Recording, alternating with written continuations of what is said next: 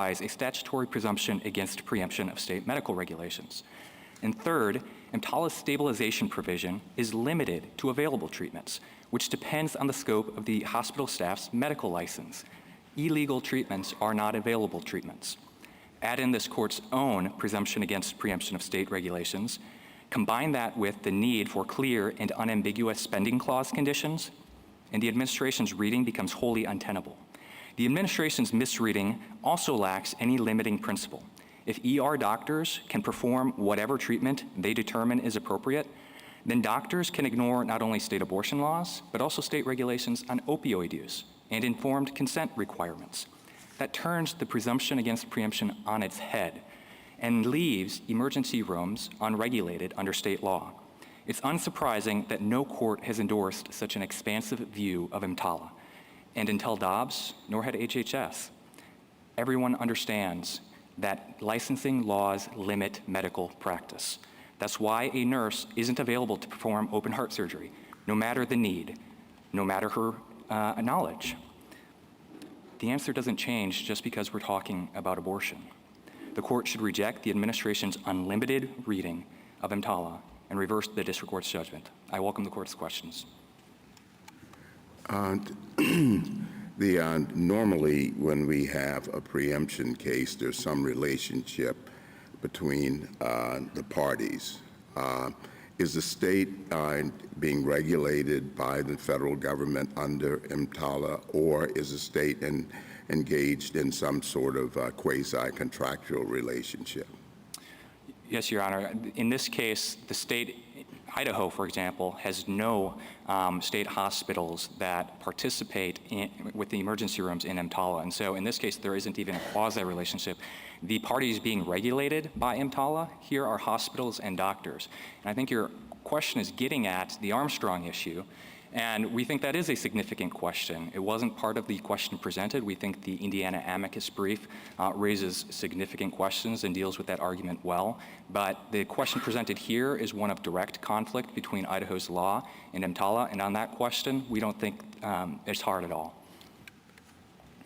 And Your Honors, going to that direct conflict, I think if you consider the express limitation within the statute of availability. Well, before we do that, can I just step back and get your understanding of the statute?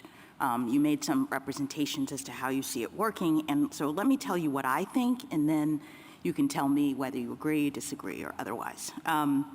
So I think that there are two things that are plain, pretty plain on the face of this statute. One is that EMTALA is about the provision of stabilizing care for people who are experiencing emergency medical conditions.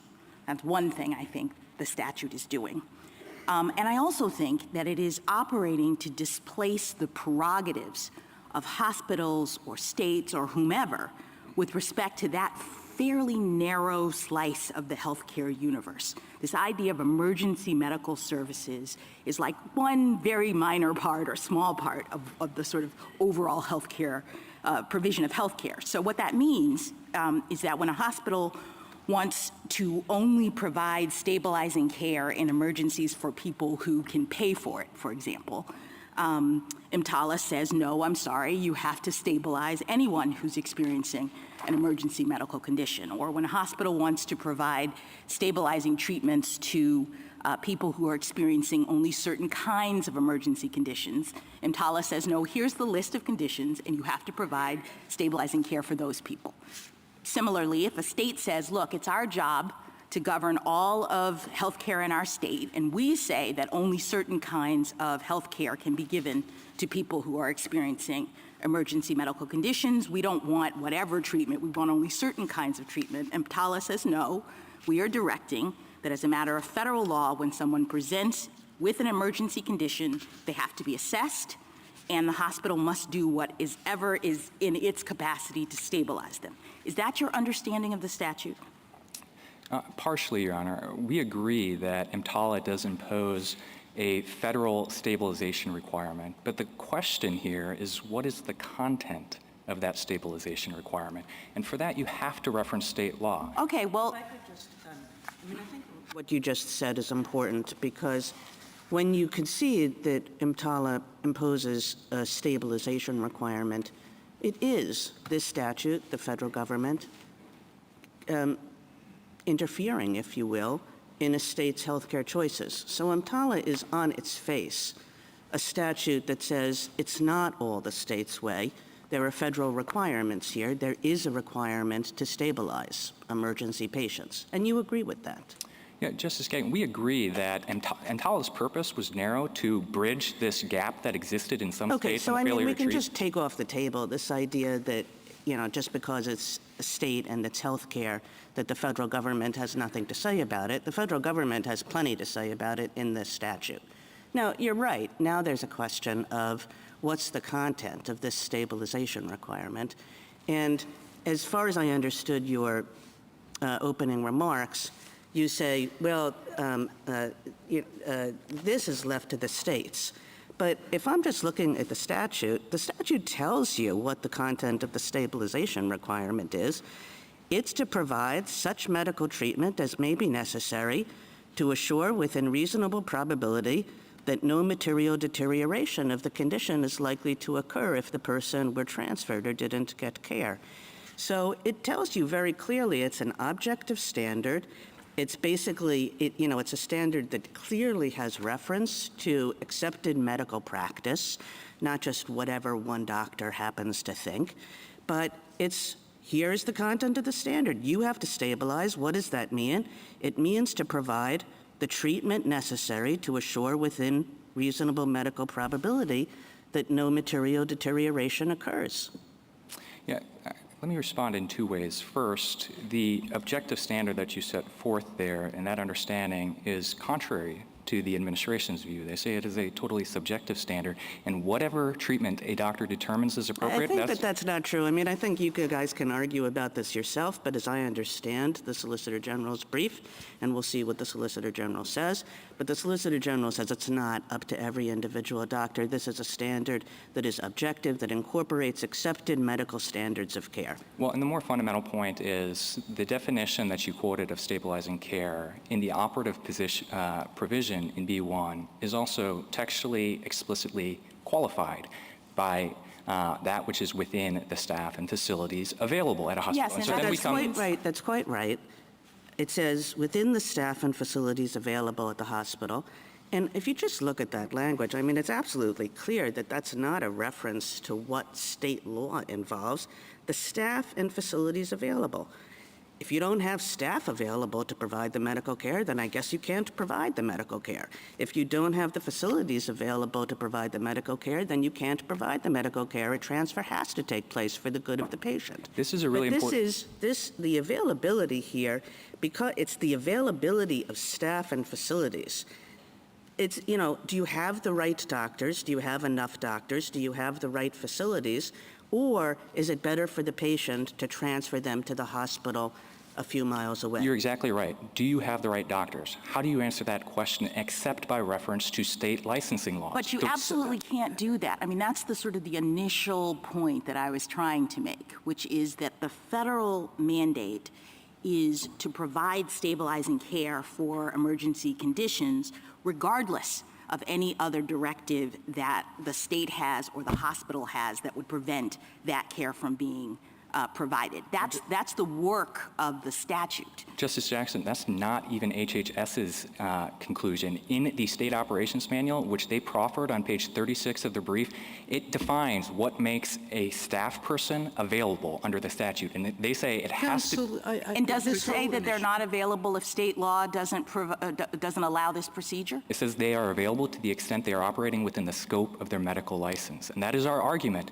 They want to now draw it far more narrow and look only at physical availability. We agree, that's a component, but there's also a legal availability component here too. Counsel, the problem we're having right now is that you're sort of putting preemption on its head.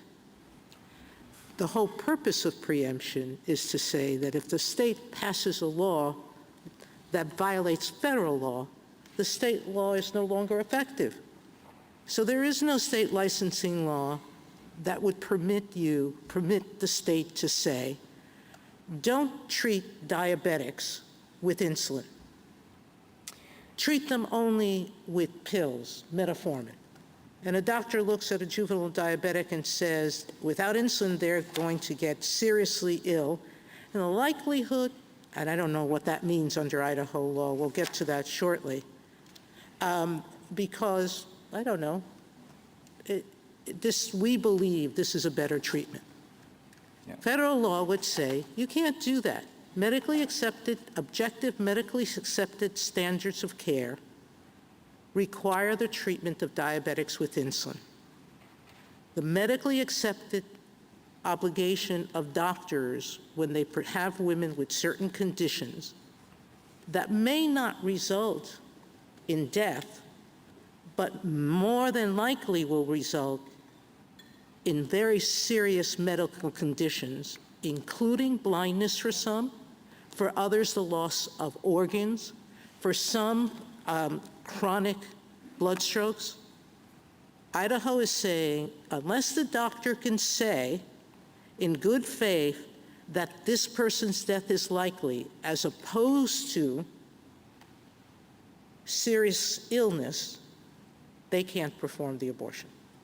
So I don't know your argument about state licensing law, because this is what this law does. It tells states your licensing laws can't take out objective medical conditions that could save a person from serious injury or death.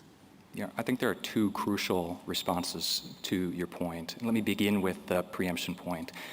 Subdivision F and Section 1395 actually are telling HHS, the federal government, and courts just the opposite, that you No, don't... it's saying you can't preempt unless there's a direct conflict.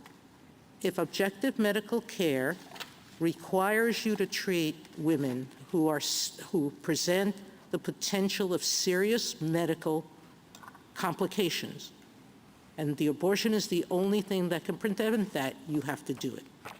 No. Idaho law says the doctor has to determine not that there's merely a serious medical condition, but that the person will die.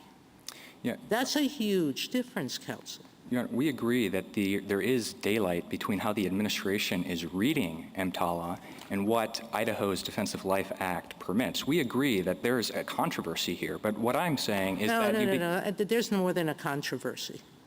Because what you're saying to us is if EMTALA doesn't have preemptive force, then not just Idaho, it has a saving condition for abortions when it threatens a woman's life. But what you're saying is that no state in the nation, and there are some right now, that don't even have that as an exception to their anti-abortion laws. What you are saying is that there is no federal law on the book that prohibits any state from saying, even if a woman will die, you can't perform an abortion. Your Honor, I know of no state that does not include a life-saving exception. But secondly, Some the government... have been debating it at least.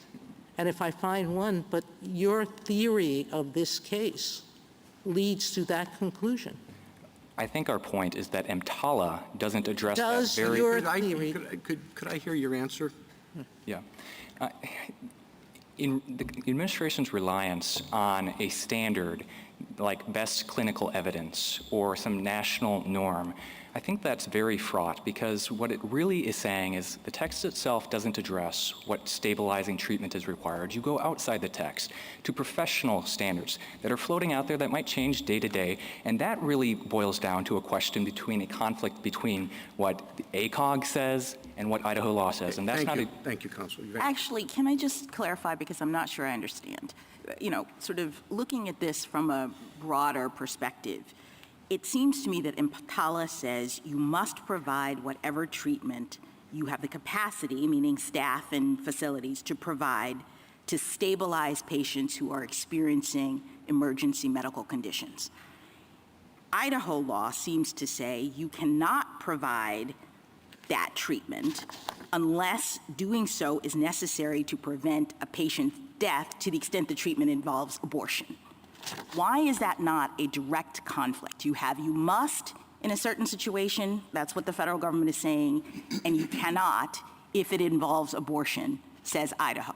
I think the nurse example really highlights the reason why. Because a nurse might be available. The nurse may even think she knows how to.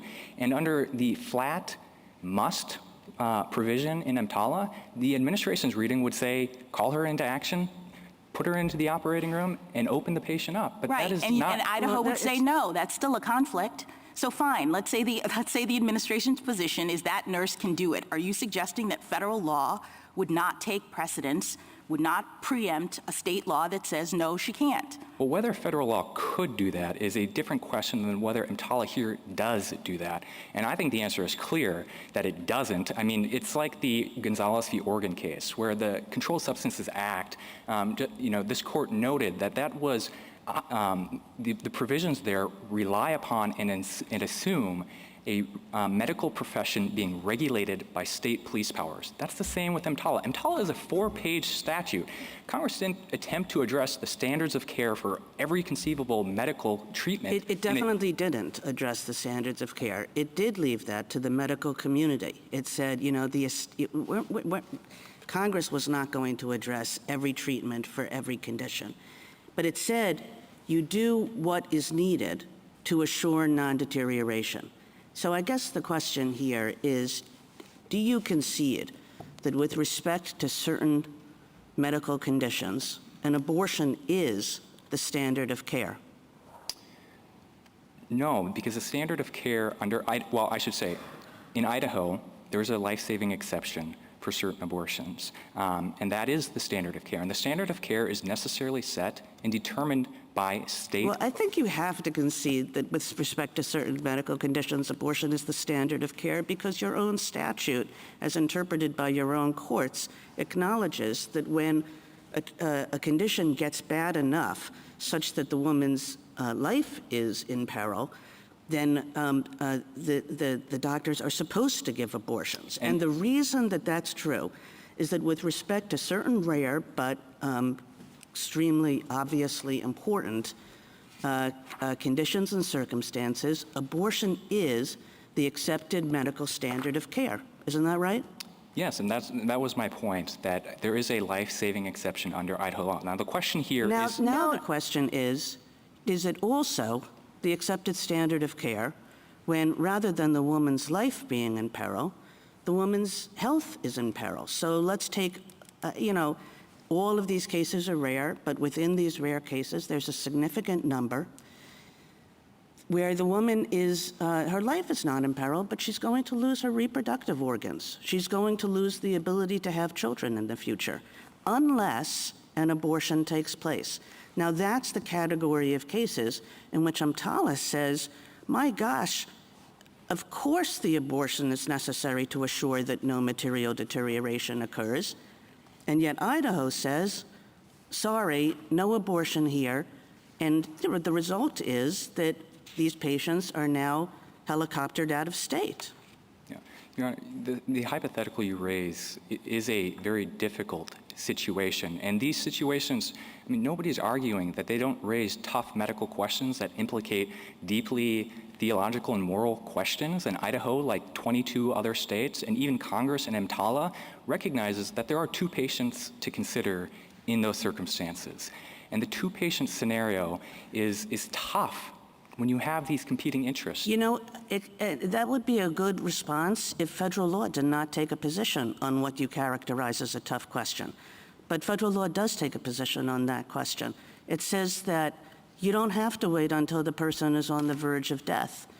If the woman is going to lose her reproductive organs, that's enough to trigger this duty on the part of the hospital to stabilize the patient. And the way to stabilize patients in these circumstances, all doctors agree. And Idaho law does not require that doctors wait until a patient is on the verge of death. There is no imminency requirement. There is no medical certainty requirement. I'm sorry, answer the following question, and these are hypotheticals that are true. Hold on one second, and you can tell me whether Idaho's exception, and we still go back to the point that even if Idaho law fully complies with federal law, you have a pregnant woman who is early into her second trimester at 16 weeks, goes to the ER because she felt a gush of fluid leave her body. She was diagnosed with PPROM.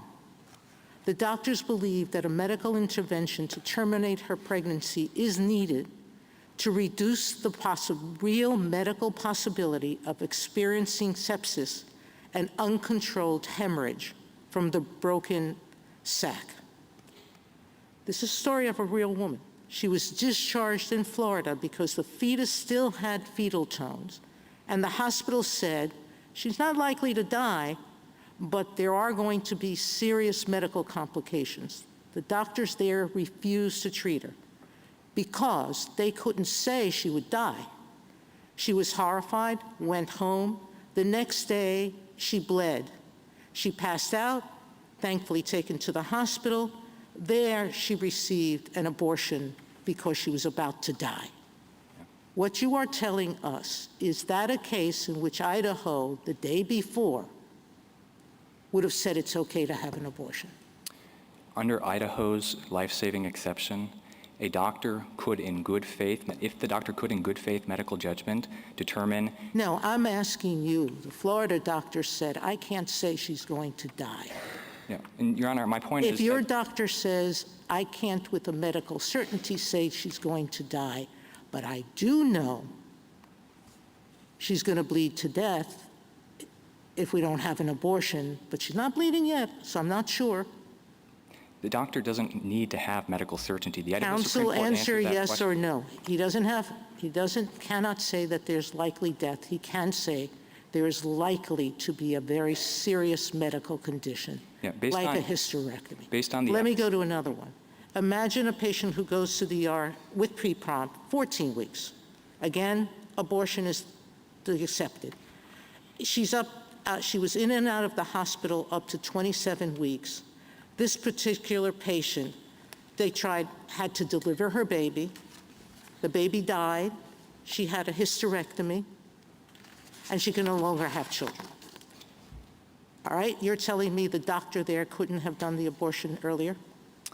Again, it goes back to whether a doctor can, in good faith medical judgment. That's a lot for the doctor to risk.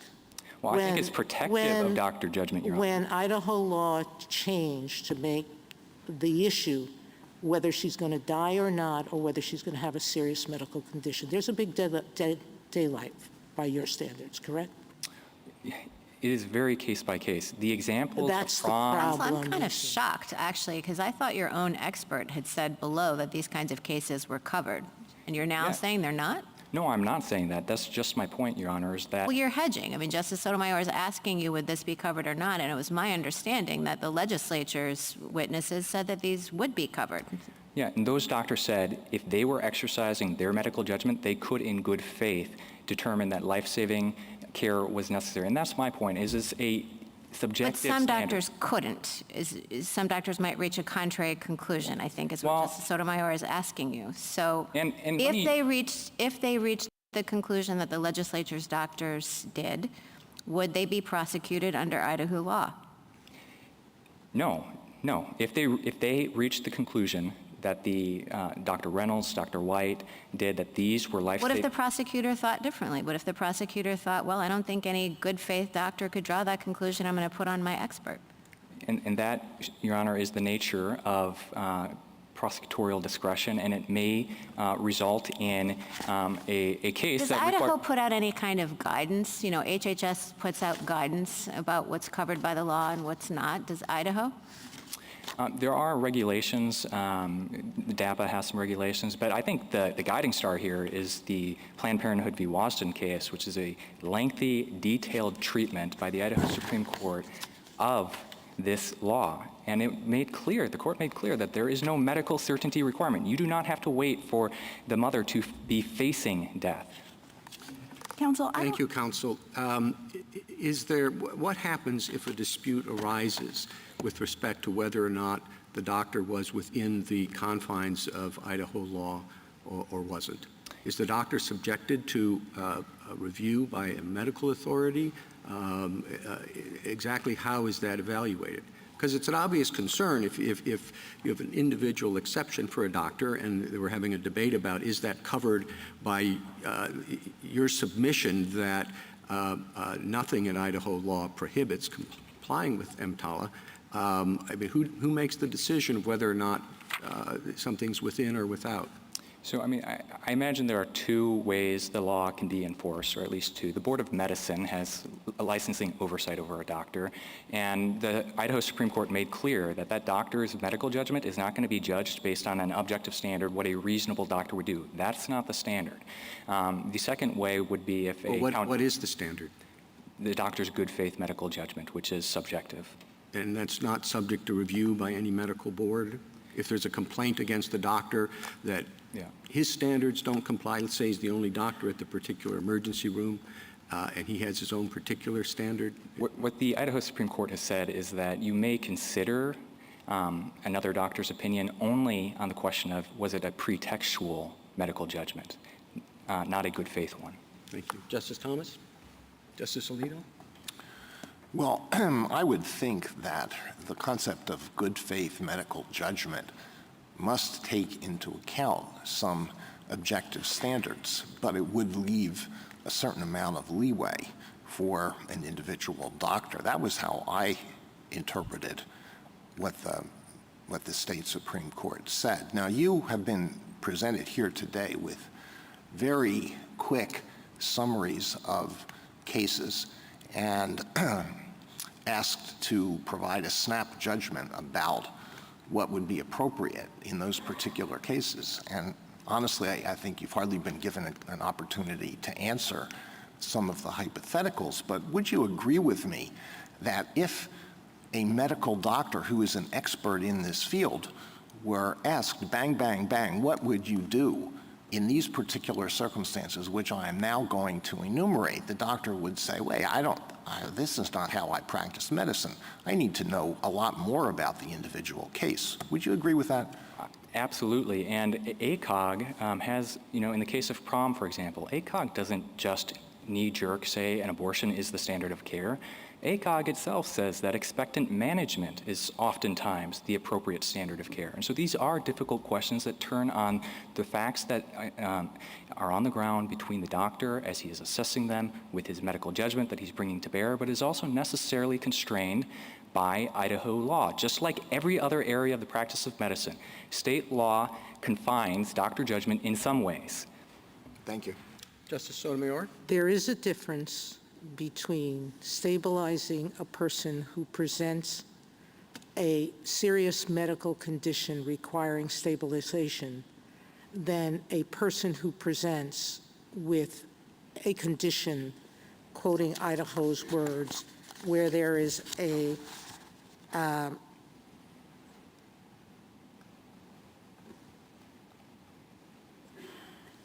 poses a great risk of death to the pregnant women. You agree there's daylight between the two? We agree, and I think this is And most so there will be some women who present serious medical condition that the federal law would require to be treated, who will not be treated under Idaho law. No, I disagree with that. Idaho hospitals are treating these women. They're not treating these women with abortions necessarily, Your Honor. And that's an important point. Just answer the point, which is they will present with a serious medical condition that doctors in good faith can't say will present death, but will present potential loss of life. Those doctors, potential loss of an organ or serious medical complications for the woman, they can't perform those abortions. Yeah, Your Honor, if that hypothetical exists, and I don't know of a condition that is so certain to result in the loss of an organ, but also so certain not to transpire with death, if that condition exists, yes, Idaho law does say that abortions in that case aren't allowed. And I think all right, let me stop you there, because all of your legal theories rely on us holding that federal law cannot preempt state law on these issues. And so when I asked you the question, if a state defines likelihood of death more stringently than Idaho does, you would say there's no federal law that would prohibit them from doing that. Well, I would say that EMTALA does not contain a standard of... So there is no standard of care. In your briefing, you made the SG's position here, and you almost argue that now, that their position that federal law requires stabilizing treatment and not equal treatment of patients, which was a position you took in your brief. You seem to have backed off from it here. You seem to agree that federal law requires some stabilizing condition, whether or not you provide it to other patients. But I have countless briefs that say that that HHS has filed that pre-Dobbs, pre-2009, this is not an unprecedented position, that HHS in countless situations cited hospitals for discharging patients who required an abortion as a stabilizing treatment. Congress discussed that topic in the Affordable Care Act and explicitly said that nothing in the Affordable Care Act shall be construed to relieve any health care provider from providing emergency services as required by state or federal law. Medical providers have told us that for decades, they have understood both federal law and state law to require abortions as stabilizing conditions for people presenting serious medical risk. Lower courts, there's at least cases of lower courts saying you have to provide abortion. So this is not a post-Dobbs unprecedented position by the government.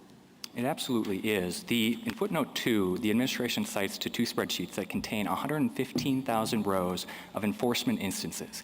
The administration has not identified a single instance. Counsel, pre-Dobbs, this wasn't much of a question, but there is HHS guidance, and there's at least 3 cases in which it was invoked. The fact that that HHS didn't have to do it much before pre-Dobbs doesn't make their position unprecedented. My point is more fundamental, Your Honor. It's not just that there are few instances, there are no instances, and not just on the issue of abortion. On any instance where HHS has come in and told a hospital, you have to provide a treatment that is contrary to state law. And this isn't just about abortion. Consider opioids. Now we're back to that. Okay. Thank you. Justice Kagan. Mr. Turner, practicing medicine is hard, but there are standards of care, aren't there? Yes, there are. And one of those standards of care with respect to abortion is that in certain tragic circumstances, as you yourself, as your own state's law acknowledges, where a woman's life is in peril, an abortion is the appropriate standard of care. Isn't that right? That's right. And EMTALA goes further. It says that the appropriate standard of care can't only be about protecting a woman's life. It also has to be about protecting a woman's health. That's what EMTALA says, doesn't it? No, it doesn't. It defines emergency medical condition with a broader set of triggering conditions, but the key question here is what is the stabilization requirement, and that is qualified by the availability term. The stabilization requirement is written in terms of making sure that a transfer would not result in a material deterioration as to the emergency condition. Nothing about has to be at death's door, right? I think that's right, yeah. And there is a standard of care with respect to that on abortions too, right? If a woman is going to lose her reproductive organs unless she has an abortion, which happens in certain tragic circumstances, a doctor is supposed to provide an abortion, isn't that right? EMTALA doesn't contain any standard of care. I don't know where the administration is Do you dispute that there's a medical standard of care that when a woman is about to lose her reproductive organs unless she has an abortion, that doctors would not say that an abortion is the appropriate standard of care in that situation?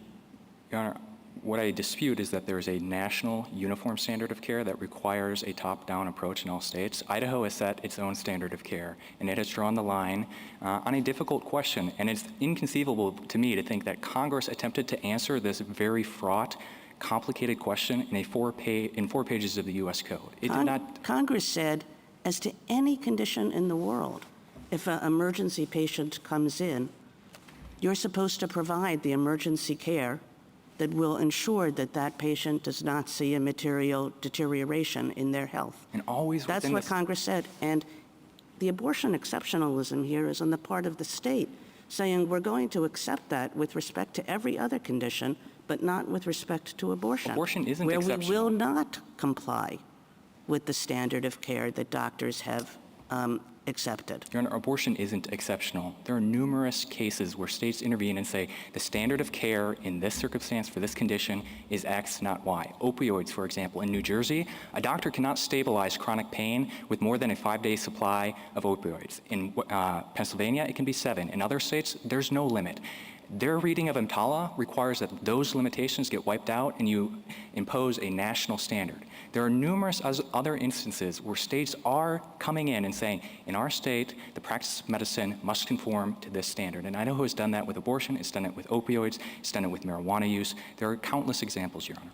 And your theory, although the Supreme Court has narrowed the reach of your statute, your theory would apply even if it hadn't. I mean, it would apply to ectopic pregnancies.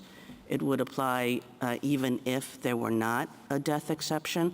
I mean, all of your theory would apply no matter what, really, Idaho did, wouldn't it? Yeah, I think the answer is EMTALA doesn't speak to that, but there are other background principles and limitations like rational basis review, Justice Rehnquist, the Chief Justice But your recognized. theory of EMTALA is that EMTALA preempts none of it. That a state tomorrow could say, even if death is around the corner, a state tomorrow could say, even if there's an ectopic pregnancy, that still that's a choice of the state, and EMTALA has nothing to say about it. And that understanding is a humble one with respect to the federalism role of states as the primary care providers for their citizens, not the federal It government. may be too humble for women's health, you know? Okay, thank you. Justice Gorsuch? Just wanted to understand some of your responses or efforts to respond to some of the questions that we've heard today. As I read your briefs, you thought Idaho thinks that in cases of molar and ectopic pregnancies, for example, that an abortion is acceptable. Correct, Your Honor. And the example of someone who isn't immediately going to die but may at some point in the future, that would be acceptable. It goes back to the good faith medical standard, but yes, if the doctor cannot determine in good faith that death is going to afflict that woman, then no. So it doesn't matter whether it happens tomorrow or next week or a month from now. There is no imminency requirement. This whole notion of delayed care is just not consistent with the Idaho Supreme Court's reading of the statute and what the statute says. And the good faith, as I read the Idaho Supreme Court opinion, that controls. That's the end of it. Absolutely it is. All right. And then what do we do with the EMTALA's definition of individual to include both the woman and, as the statute says, the unborn child? Yeah, we're not saying, Your Honor, that EMTALA prohibits abortions. So, for example, in California, stabilizing treatment may involve abortions consistent with what that state law allows its doctors to perform. But I think our point with the Unborn Child Amendment in 1989 is that it would be a very strange thing for Congress to expressly amend EMTALA to require care for unborn children. And it's not just when the mother is experiencing active labor. The definition of emergency medical condition requires care when the child itself has an emergency medical condition, regardless of what's going on with the mother. And so it would be a strange thing for Congress to have regard for the unborn child and yet also be mandating termination of unborn children. Justice Kavanaugh? I just want to focus on the actual dispute as it exists now, today, between the government's view of EMTALA and Idaho law, because Idaho law has changed since the time of the district court's injunction, both with the Idaho Supreme Court and with a clarifying change by the Idaho legislature. You say in your reply brief, and so too the Moyle reply brief, says that for each of the conditions identified by the Solicitor General where, under their view of an EMTALA, an abortion must be available, You say in the reply brief that Idaho law, in fact, allows an abortion in each of those circumstances, and you go through them on pages 8 and 9 of the reply brief, each of the conditions. Is there any condition that you're aware of where the Solicitor General says EMTALA requires that an abortion be available in an emergency circumstance where Idaho law, as currently stated, does not? So certainly the administration maintains that there is such conditions. The ones they identify in the affidavits. What is your view? And my view is that yes, and I'm going to reference footnote 5 from the gray brief, the mental health condition situation. The administration says that's not on the table. That's not a scenario where abortion is the only stabilizing care required. And I'm not sure where that construct of only stabilizing care comes from, because under their view, it's the doctor's determination that controls, not this imposed only requirement. But be that as it may, the American Psychiatric Association, and so I'm taking General Prelogger up on her offer in footnote 5 that there are no professional organizations that set abortion as a standard of care. The American Psychiatric Association, in a 2023 position paper, says that abortions are imperative for mental health conditions. That sounds like a necessity to me, and I don't know how, if a woman presents at 7 months pregnant in an Idaho emergency room and says, I'm experiencing severe depression from this pregnancy, I'm having suicidal ideation from carrying this pregnancy forth, that wouldn't, under the administration's reading, be the only stabilizing care. So you think the Ninth Circuit panel, when it said every circumstance described by the administration's declarations involved life-threatening circumstances under which Idaho law would allow an abortion, that's what the Ninth Circuit panel said. We agree with that because the conditions identified in the affidavits were all conditions that would fit under the life-saving exception. And that's telling because, these doctors, when put under oath in an affidavit, couldn't come up with any of these harrowing circumstances. They identified other ones. But I think what the government doesn't want to talk about, again, is the mental health exception here. That is, I just don't know how you can read their understanding. Well, I'm just trying to figure out, is there other than the mental health, which we haven't had a lot of briefing about, is there any other condition identified by the Solicitor General where you think Idaho law would not allow a physician in his or her good faith judgment to perform an emergency abortion? Not in their affidavits. They maintain, nonetheless, that when you compare the definition of what an emergency medical condition is, it is broader than the definition of the life-saving exception in Idaho law. And so they present. Well, that's what they say, but then when we get down to the actual conditions that are listed, the examples, and Justice Sotomayor was going through some of those, you have said in your brief at least that each of the conditions identified by the government, actually Idaho law allows an emergency abortion. And I agree, and I think the injunction here is also. What does that mean for what we're deciding here? Well, what it means if Idaho law allows an abortion in each of the emergency circumstances that is identified by the government as EMTALA mandating that it be allowed. I'll say two things. I mean, the real practical first response is that Idaho's under an injunction that includes an incredibly broad requirement that preempts state law. Right, I understand that, and that may mean that there shouldn't be an injunction. I take your point on that. What's your second? My second point, Your Honor, is I don't know how this court can make the determination on whether there are any real-world conditions without first answering the statutory interpretation question of what EMTALA's stabilization requirement actually requires. That has to be addressed. It has to be addressed not only because that's... Well, I was just picking up on your reply brief. You're the one who said it in your reply brief that there's actually no real daylight here in terms of the conditions. So I'm just picking up on what you all said. I understand, Your Honor. Thank you. Justice Barrett? I guess I don't really understand why we have to address the stabilizing condition if what you say is that nobody has been able to identify a conflict. And on the mental health thing, the SG says, I just picked it up to check footnote 5, Idaho badly errs in asserting that construing EMTALA according to its terms would turn emergency rooms into federal abortion enclaves by allowing pregnancy termination for mental health concerns. So if that's the only space that you can identify where Idaho would preclude an abortion and EMTALA would require one, and the government is saying, no, that's not so, what's the conflict?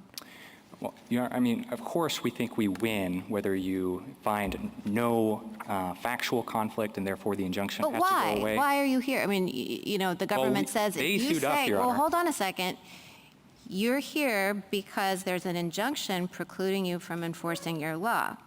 And if your law can fully operate because EMTALA doesn't curb Idaho's authority to enforce its law, Well, it can't under the injunction because the injunction says that Idaho's law is preempted in an incredibly broad range of circumstances to avoid. as it conflicts with EMTALA, I thought. It is much broader than that. This was based on the proffered injunction by the administration to avoid an emergency medical condition, not in the face of an emergency medical condition. So what that means is Idaho's law can't even operate when a doctor determines that a condition might need to be avoided that hasn't yet presented itself. That's far broader than the emergency medical condition and stabilization requirement under EMTALA, because the stabilization requirement under EMTALA is only triggered when there has been a determination. Okay, well, I would like to hear the Solicitor General's response to that, but let me just ask you one other thing about the mental health consideration, because I can understand Idaho's point that a mental health exception would be far broader than Idaho law and have the potential to expand the availability of abortion far beyond what Idaho law permits. But the stabilization requirement only exists up until transfer, right? Until transfer is possible. So it's hard for me to see how with a mental health condition that couldn't be stabilized before needing to transfer, right? At that point, the Idaho hospital could say, well, you're stable. You're not immediately going to be suicidal. We'll leave you in the care of, a parent or partner who will then seek appropriate treatment. Well, that flexible view of stabilization is very different than the government's very rigid view of stabilization, which is if an emergency medical condition calls for an abortion, it's got to be provided right there and then if it's available in this very limited sense. And so the stabilization continuum that you're talking about, I agree, that's built into EMTALA. The statute says until transfer is possible. Well, the transfer provision kicks in if a hospital is unable to stabilize a condition. And so if a patient presents at a hospital and that hospital has the capability, the availability to stabilize a condition, in the case of mental health, I invite General Prelogger to come up here and tell you that I've got it all wrong and that, the mother that I described would not need to receive stabilization in that circumstance and instead would be transferred to a psychiatric hospital or something, and that wouldn't constitute dumping under their reading. I just don't see how that comports with everything they've said about the rigid view of stabilization, that if a condition calls for it and the hospital can do it, it's got to be done there and then. Does Idaho have any kind of conscience exemption for doctors under state law? It does, and there are federal conscience protections as well, and I think that is a key point here, Your Honor. The administration told this court in the FDA case that individual doctors are never required to perform an abortion, from what I could tell, but that doesn't extend to hospitals. And so in the case of Catholic hospitals, and there are hundreds of them treating millions of patients every year, under the administration's reading, Catholic hospitals who faithfully adhere to the ethical and religious directives are now required to perform abortion. Is that because no federal conscience exemption applies? I don't know why they say that's the line that they draw between individual doctors and religious institutions, because Coat Snow on its face seems to cover both. Okay, thank you. Justice Jackson? I'm really surprised to hear you say that Idaho law permits everything that the federal law requires. So I'm trying to understand that, because it seems to me that if that's the case, then why couldn't emergency room physicians in Idaho just ignore Idaho law and follow the federal standard? I mean, if the state is doing exactly what the federal law says is required, if it's okay by Idaho, then fine. We set Idaho aside, we do what the federal law says, and we all go home. Well, I mean, our reading, of course, is that there is no conflict, and so doctors aren't having to make this choice of do I follow EMTALA or do I follow... So your representation on behalf of Idaho is that if an emergency room physician in Idaho follows EMTALA in terms of when an abortion is required to stabilize a patient, they will be complying with Idaho law such that there's going to be no prosecution and no problem. Yes, because they have to comply with Idaho law to comply with EMTALA. No. I'm asking you if they comply with EMTALA, will they necessarily have satisfied the requirements of Idaho law? Because that's what you seem to say in response to Justice Kavanaugh and in response to Justice Barrett. So I just want to make clear if that's the position of the state. The scope of EMTALA stabilization requirement is necessarily determined by Idaho law in this case. So, no, you're saying if they follow Idaho law, then they will be following EMTALA law. Well, I think it's both, Your Honor. No, it's not. I'd like for you to entertain the other possibility. You seem to be saying every situation in which the United States says, here's a stabilization situation that the United States would say the person has to have an abortion, the physicians would say we're following an EMTALA and abortion is required. I thought you said in response to Justice Kavanaugh, yes, Idaho law would also say that's a situation in which an abortion is allowed. If that's the case, then it seems to me there is no daylight, there's no conflict, as you said, but it's because Idaho law is in full compliance with what the federal law is saying. We're getting it wrong, you're saying. Like this death thing, that's not what we really mean. What we mean is whenever it's necessary to stabilize a patient who is experiencing deterioration as federal law requires. No, I think I understand the point that you're making. And the best way that I can think of it, Your Honor, is that EMTALA's stabilization requirement requires medical judgment to determine what is the appropriate stabilizing treatment, right? And how does a doctor exercise medical judgment? Well, his training, his experience, perhaps reference to professional standards of care that are national, but necessarily state law standards as well. How about, that's not just something you're sort of coming up with. I mean, as Justice Kagan said at the beginning, EMTALA tells the doctor how he's supposed to decide it in this particular circumstance, with reference to the medical standards of care concerning when a patient is deteriorating in an emergency condition situation. Yeah, so if that's the standard in EMTALA, are you representing that that is exactly what Idaho is saying, so that all the doctors need to do is follow EMTALA and they'll be fine under Idaho law? Well, of course we're saying that Idaho doctors need to comply with EMTALA. The question is, how do doctors comply with EMTALA? And Let me ask you another question. I think I understand your point. You're saying Idaho is actually, or could actually be requiring more, and the federal law has to make them or do what Idaho says. Well, and it's important that EMTALA itself, it codifies this presumption of a backdrop of state law. There are background principles here. All right, let me explore that with you for just a second. I had thought that this case was about preemption, and that the entirety of our preemption jurisprudence is the notion that the federal government in certain circumstances can make policy pronouncements that differ from what the state may want or what anybody else may want, and the Supremacy Clause says that what the federal government says takes precedent. So you've been saying over and over again, Idaho is, a state, and we have healthcare policy choices, and we've set a standard of care in this situation. All that's true. But the question is, to what extent can the federal government say, no, in this situation, our standard is going to apply? That's what the government is saying, and I don't understand how consistent with our preemption jurisprudence you can be saying otherwise. Yeah, and if I could put a finer point on it, I don't think the question is necessarily what can Congress do, but what did Congress do here with EMTALA? All right, so what did it do here? Yeah, it opened the Medicare Act by saying the federal government shall not control the practice of medicine. And then in EMTALA itself, it says state laws are not preempted. And then when you get to... State laws are not preempted to the extent, or only preempted to the extent of a direct conflict. Of a direct conflict. And so now we are identifying a direct conflict. So why is preemption not working there? And whether there's a direct conflict based on this court's longstanding precedent includes clear statement canons that we think we win on the text. Let me be very clear. The text to us is very clear. It's an easy question, but the government's got to overcome a lot of other hurdles. I hear you saying two things. There's not a direct conflict because everything the federal government requires, we allow, which the Amici Physicians for Human Rights, who've looked at Idaho's law and says it prevents a lot of things, in circumstances in which the federal government would require them. They disagree with you on the facts, but anyway, you say no conflict because we actually are doing exactly what, or allowing exactly what the federal government allows.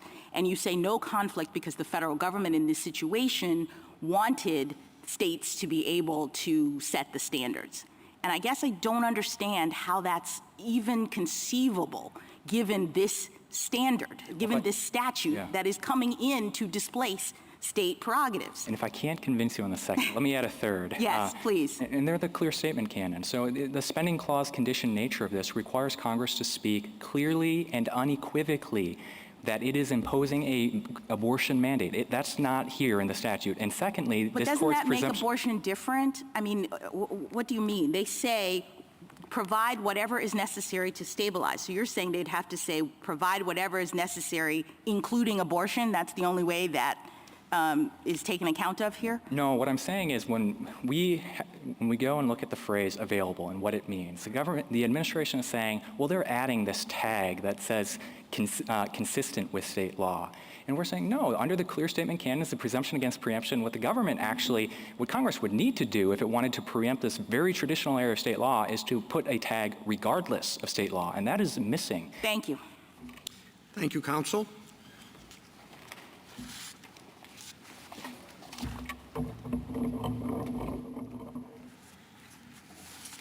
General Preleger.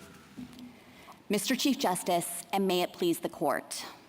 EMTALA's promise is simple but profound. No one who comes to an emergency room in need of urgent treatment should be denied necessary stabilizing care. This case is about how that guarantee applies to pregnant women in medical crisis.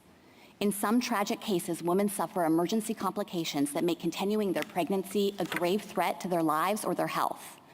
A woman whose amniotic sac has ruptured prematurely, for example, needs immediate treatment to avoid a serious risk of infection that could cascade into sepsis and the risk of hysterectomy.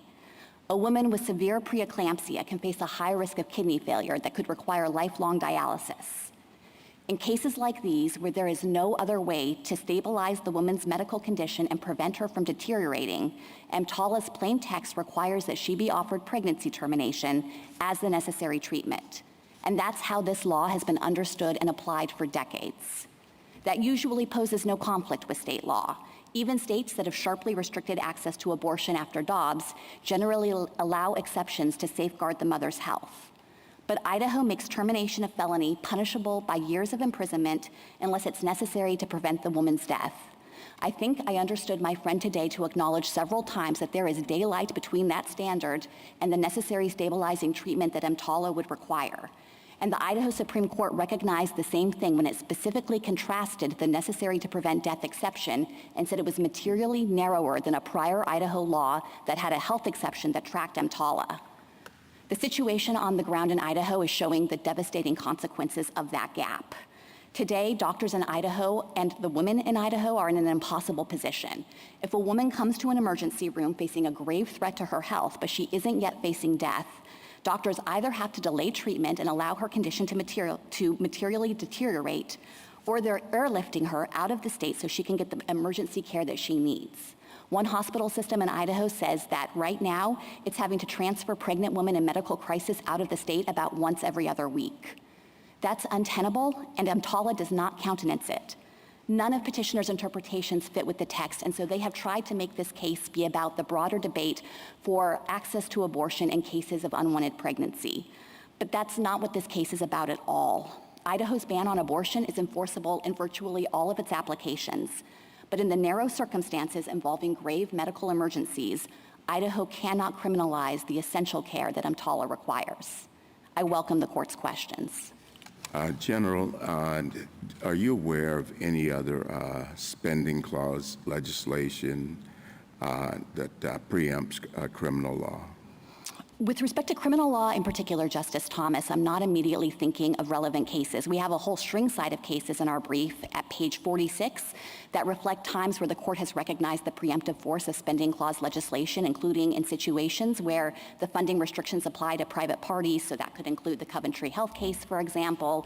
Lee Deadwood is another example of this, but I'm not immediately recalling how that would apply in criminal law. Of course, this court hasn't drawn those kinds of distinctions in recognizing the force of the supremacy clause. Now, normally when we have a preemption case, it's a regulated party who is involved in a suit, and they use it as an affirmative defense, for example, in Wyeth or something. In this case, you are bringing an action against the state, and the state's not regulated. Are there other examples of these types of suits? Sure. I mean, there are numerous examples where the United States has sought to protect its sovereign interests in situations where a state has done what Idaho has done here and interposed a law that conflicts. So I'd point to Arizona versus United States as an example of that, United States versus Washington. There are a number of cases where this court has recognized that the federal government can protect its interests in this kind of preemption action. And as I'd mentioned before, the court has a long line of cases recognizing that that preemption principle applies in the context of federal funding restrictions that apply to private parties too. But even when the party that you're bringing the action against is not the regulated party? That's correct, because what Idaho has done here is directly interfered with the ability of the regulated parties who have taken these funds, federal funds with conditions attached, from being able to comply with the federal law that governs their behavior. Now, this was an essential part of the bargain that the federal government struck with hospitals in substantially investing in their hospital systems. And what the state has done is said, you, through our operation of state law, are no longer permitted to comply with this fundamental stabilization requirement in EMTALA in this narrow category of cases. Well, normally, wouldn't it be the regulated party that would actually be asserting the preemption that you're talking about? Certainly, I can imagine situations, for example, where a regulated party would assert a preemption defense and to say the state law itself is preempted to the extent that it prevents that party from being able to comply with federal law. But I'm not aware of any principle or precedent in this court's case law to suggest that that's the only way for the government to protect its sovereign interests. That is the normal way, though. I think that that's often the fact pattern of particular cases. I don't understand how your argument about preemption here squares with the theory of spending clause, of Congress's spending clause power. The theory is Congress can tell a state or any other entity or person, look, here's some money or other thing of value, and if you want to accept it, fine, then you have to accept certain conditions. But how does the Congress's ability to do that authorize it to impose duties on another party that has not agreed to accept this money? There are no duties being imposed on Idaho here. It's not required to provide emergency stabilizing treatment itself. The duties are well, all applied right, to the hospital. not duties. How can you impose restrictions on what Idaho can criminalize simply because hospitals in Idaho have chosen to participate in Medicare? I don't understand how this squares with the whole theory of the spending clause. Well, I think that it squares with this court's long line of precedents cited at page 46 Well, of our brief, where the court I've has looked recognized at those cases. I haven't found any square discussion of this particular issue, but I'm interested in the theory. Can you just explain how it works in theory? Sure. So spending clause legislation is federal law. It's passed by both houses of Congress. It's signed by the president. It qualifies as law within the meaning of the supremacy clause. Absolutely. And so I think the supremacy clause dictates the relevant principle here, No, that in a situation where I'll let you finish. Yes, go ahead. in a situation where Congress has enacted law, it has full force and effect under the supremacy clause, and what a state can't do is interpose its own law as a direct obstacle to being able to fulfill the federal funding conditions. And this theory, Justice Alito, would mean no conditions under Medicare are enforceable. No, they're absolutely enforceable against the hospital that chooses to participate. Well, I guess the argument then would be that if a hospital is instead bound by the state law and the state law gets to control, it would mean that hospitals couldn't participate in Medicare at all. And that's not the argument that the state's making here. What it wants is for its hospitals to be able to accept Medicare funding, but not have to face the restrictions that are attached to those funds as an essential part of the bargain. And there is no precedent to support that outcome. Well, I just don't think, I don't understand how the theory works. But let me move on to something else. I'm going to try to restate your general theory, and I want you to tell me if this is right. I think your argument is if a woman goes to an emergency room and she has a condition that requires an abortion in order to eliminate quote-unquote serious jeopardy to her quote-unquote health, the hospital must perform the abortion or transfer the woman to another hospital where that can be done. Is that a fair statement of your argument?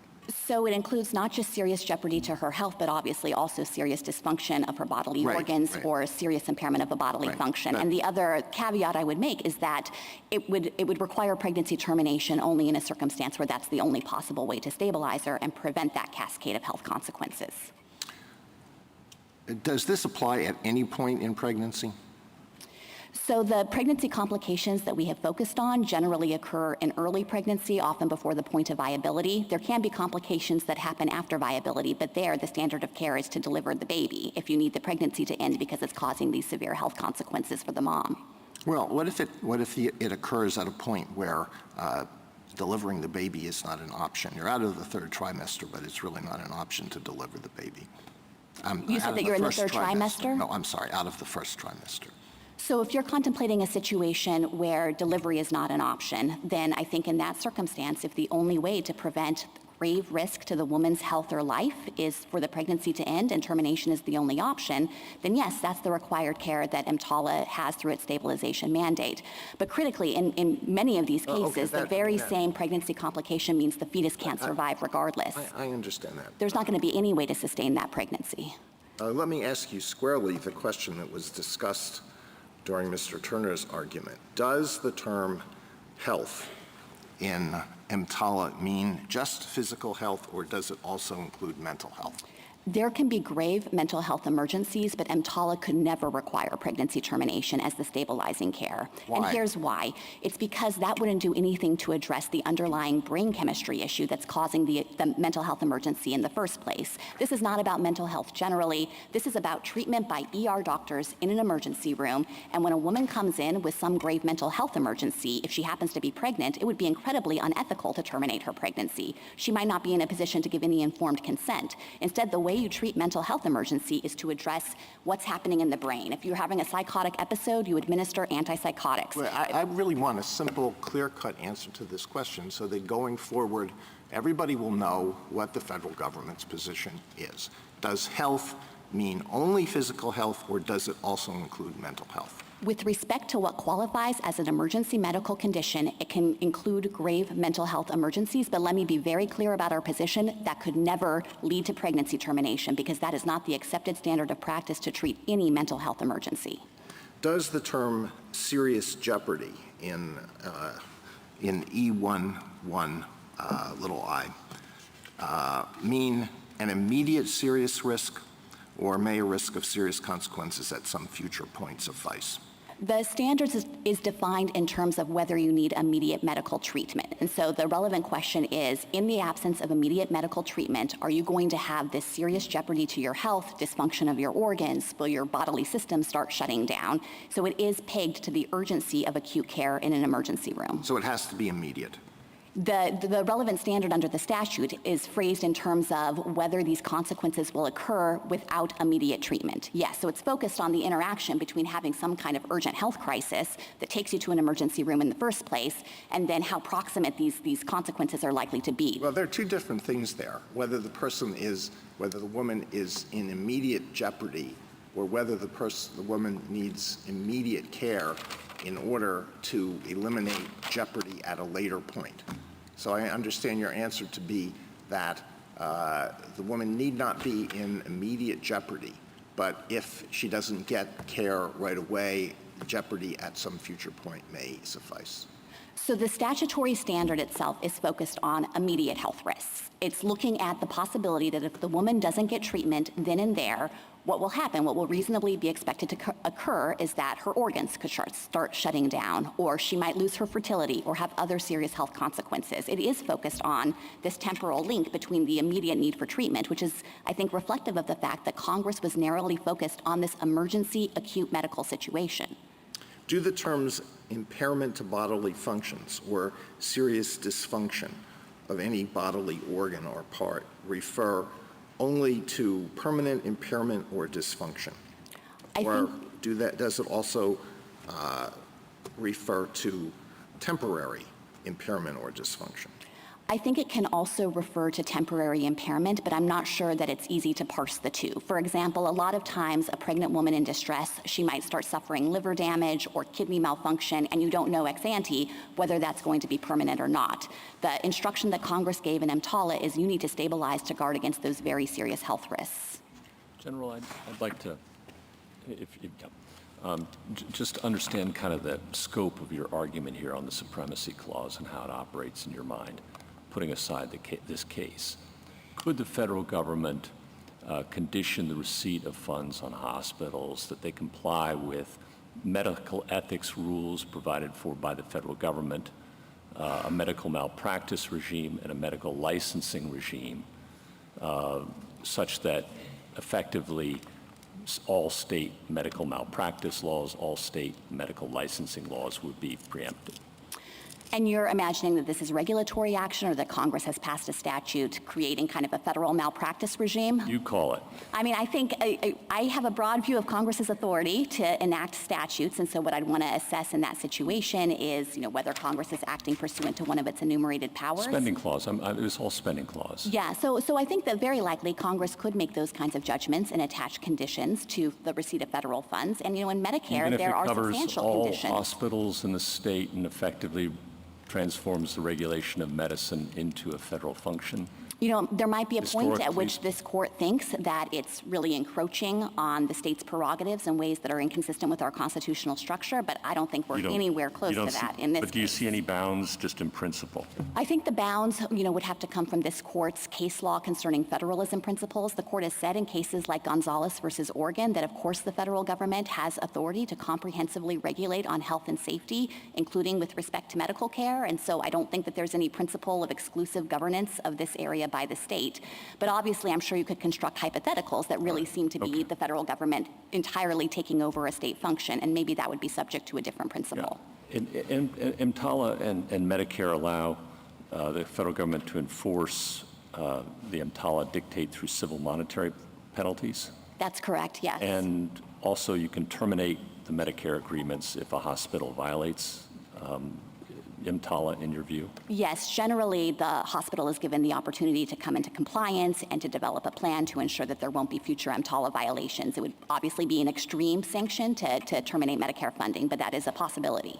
And there's also a private right of action for EMTALA violations that have the possibility of equitable relief as well. Yes, certainly monetary relief and possibly equitable relief as well. In this case, you brought an equitable cause of action. You didn't cite any statute to enforce EMTALA. And one of the rules in equity, traditionally at least, is that you don't get an equitable relief if there's an adequate remedy at law. And as we just discussed, there's a pretty reticulated statute here. Seminole Tribe says when you have a reticulated statute and lots of remedial options, you don't get equitable relief. Thoughts? So let me say at the outset that the United States has long been recognized to have an action in equity, an inherent action in equity to appeal to the courts of this nation to protect its sovereign interests. It's and sovereign, that's been reflected in things like interests. You mentioned Washington and you mentioned Arizona versus the United States is another example of that. Arizona was, sorry to interrupt, but Arizona was an immigration case and Right. border, and Washington was an attempt by a state to impose its worker compensation laws on the federal government in a way different from others. I take those points, and equity is all about proprietary interests and things like that. Do we have that here? Well, I think that the court, it's not, I want to make sure to make clear that there are a long line of cases that stand for this principle, including cases that have addressed it directly, like In re Debs, Wyandotte. Do you really want to rely on Debs, General? I mean, that wasn't exactly our brightest moment. I do think, though, that it reflects the history and tradition of this nation and recognizing that it's entirely appropriate for the United States to seek to protect its interests in this manner. And let me say, Justice Gorsuch, this is a really important issue to the United States. It wasn't pressed below. It wasn't passed upon. We haven't briefed it at all. It's not jurisdictional. I'm just trying to understand where it comes from. What is the proprietary interest here? It comes seems from to me it's your money and how it's being spent, and Congress has given you lots of tools. I think it also comes from the recognition under obstacle preemption principles that there are important functions to be served by having the Medicare program in place, and Idaho has directly interfered with the ability of hospitals to accept these federal funds when they stand willing and able to comply with EMTALA's mandates and fulfill Congress's desire here to make sure that no matter where you are in this country, if you have an urgent medical need and you go to an ER, you can be stabilized. General, is there... Counsel, your friend on the other side said that your position would require religiously affiliated hospitals with emergency rooms to perform abortions. Was he right? No, my friend was wrong. There are federal conscience protections that apply at the entity level to hospitals as well. The key provisions are in the Weldon Amendment and also Coate Snow, although that depends on the residency program of a particular hospital. Now, HHS said in a 2008 rulemaking on conscience protections that it had never come across a hospital that had a blanket objection to providing life-preserving and health-preserving pregnancy termination care. But if a hospital had that kind of objection, and HHS recently informed me they still have not come across that hospital, that would be honored vis-a-vis HHS's enforcement ability. You said that applies at the entity level. Can individual doctors in the emergency room, do they have a conscience exemption? Oh, yes. Yes, they're protected under the Church Amendments principally, and our position is that EMTALA does not override either set of conscience protections. So if an individual doctor has a conscience objection to providing pregnancy termination, EMTALA itself imposes obligations at the entity level, and the hospital should have plans in place to honor the individual doctor's conscience objection while ensuring appropriate staffing for emergency care. Does that mean that there must be somebody in the emergency room that can provide an abortion? What if there are 2 doctors, 3 doctors, and they all have a conscience exemption? No, in that circumstance, EMTALA could not override those individual doctors' conscience protections, but my understanding is that as a matter of best practice, because hospitals want to be able to provide emergency care, they do things like ask doctors to articulate their objections in advance so that that can be taken into account in making staffing decisions and who's on call. Hospitals have a lot of plans in place for these kinds of contingencies. Yeah. Are you saying that there must be somebody available and on call in a hospital of that sort? The conditions of participation for Medicare require hospitals to be appropriately staffed to provide emergency treatment. Now, in a situation where a hospital hasn't done that and it doesn't have anyone on hand who can provide care, maybe all of the doctors called in sick that day and there's just literally no one in the emergency room, or in this case, if everyone had a conscience objection, then the hospital would not be able to provide the care. But there are conditions of participation that are meant to ensure that there is good governance of hospitals and organization to account for these situations. And the consequence of them not being able to provide the care would be what? In that circumstance, I think they would likely be out of compliance with the conditions of participation that require them to be appropriately staffed. But if the question is, could you force an individual doctor to step in then over a conscience objection, the answer is no, and I want to be really clear about that. We don't understand EMTALA to displace it. Excuse me. The question is whether or not they must have available someone who can comply the procedures required by EMTALA. And what would be the consequence if they didn't? Would it be eventual termination of their participation in Medicare? That's right. So if a hospital was continually disobeying the requirement to have in place sufficient personnel to run their emergency room, then I imagine that HHS would, through enforcement action, work with that hospital to try to bring it into compliance. And if the hospital ultimately is just leaving itself in a position where it can never provide care, then it would terminate the Medicare funding agreement. I thought you just said a minute ago, I'm sorry. Oh, no, go ahead. I just want to clarify this colloquy. I thought you said a minute ago, though, if the hospital had a conscience objection and therefore didn't provide certain care, that wouldn't render it out of compliance. Which is it? That's correct. So Okay, the hospital could assert a conscience objection, and EMTALA would not override that. My question, I have a question about the Hyde Amendment. So I gather from the briefing that there might be some situations in which EMTALA would require an abortion, but the Hyde Amendment wouldn't permit federal funds to be used to pay for it. And you said in your brief that EMTALA requires in other circumstances as well stabilizing treatment to be given that federal funds don't cover. Can you give an example of that? And am I right about the Hyde Amendment? And then can you give an example of that? Yes, so you are right about both things. It is common under EMTALA that hospitals are going to have to provide care where there's not federal funding available. And I'll give you an example of a Medicare patient who goes in and his emergency medical condition means he needs a particular drug that's not covered by Medicare benefits. Still, the hospital has to provide him with stabilizing treatment and give him that medication even though the federal funding isn't going to pay for it. And that also applies to people who are uninsured, who aren't covered by Medicare in the first instance. The whole point of EMTALA was it doesn't matter your circumstances, it doesn't matter whether you can pay or not, it doesn't matter the particulars of your situation. This is a guarantee. You can get stabilizing treatment. I want to say, though, that I don't think there's any inconsistency between the lines Congress drew in EMTALA and Hyde. And Congress itself has recognized that these statutes address discrete issues. I'm thinking here of the provision in the Affordable Care Act that was exclusively about abortion, and there Congress said, nothing in the ACA displaces Hyde and the other federal funding restrictions on abortion, but also nothing in the ACA displaces EMTALA's requirement to stabilize. And that shows two things. It shows first that Congress recognized that stabilizing care can sometimes be pregnancy termination, and I think it also showed Congress's recognition that these statutes address their own distinct spheres. And one final point on Hyde, Justice Barrett. My friend isn't drawing a line based on Hyde either, because his point is even if a woman is on the brink of death and she goes to an emergency room and there are federal funds available under Hyde to treat her, still hospitals have no obligation under EMTALA to provide that care.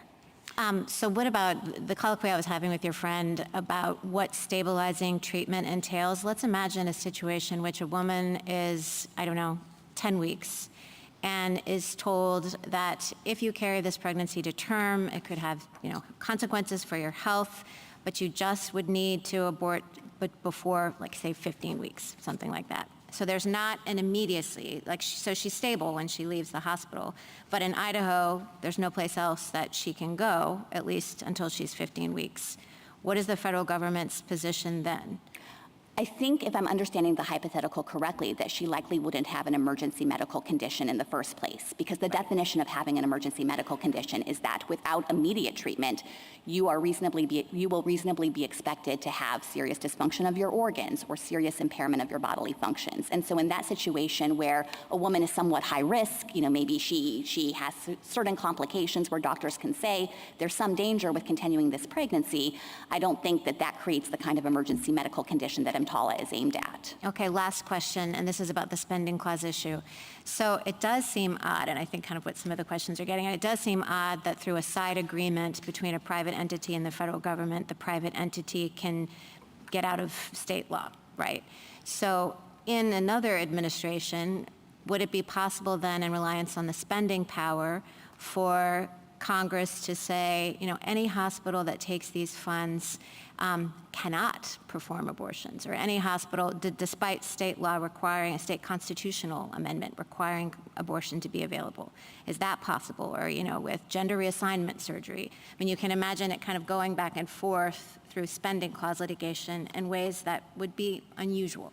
Yes, I think Congress has broad power under the spending clause to attach conditions. Now, it doesn't mean that it's wholly unlimited. Obviously, Congress would be having to act pursuant to an enumerated power. It would have to comply with other constitutional limits, and so the law would have to be valid. The spending clause itself has built-in limits, things like relatedness and So it would notice. have to be acting pursuant to an enumerated power in forbidding gender reassignment surgery or abortion or those sorts of Oh, no, I just meant that it would have to be valid. The spending clause itself would be enough, yes. So we think the spending clause itself would be Just enough. to follow up on that, and going back to where I started with could the federal government essentially regulate the practice of medicine in the states through the spending clause? The answer, I think, is yes. Congress could prohibit gender reassignment surgeries across the nation. It could ban abortion across the nation through the use of its spending clause authority, right? Congress does have broad authority under the spending clause, and yes, if it satisfies the conditions that the spending clause itself requires, then I think that would be valid legislation, and the court has in many contexts recognized the spending clause legislation preempts. So yes, the answer is yes. Okay.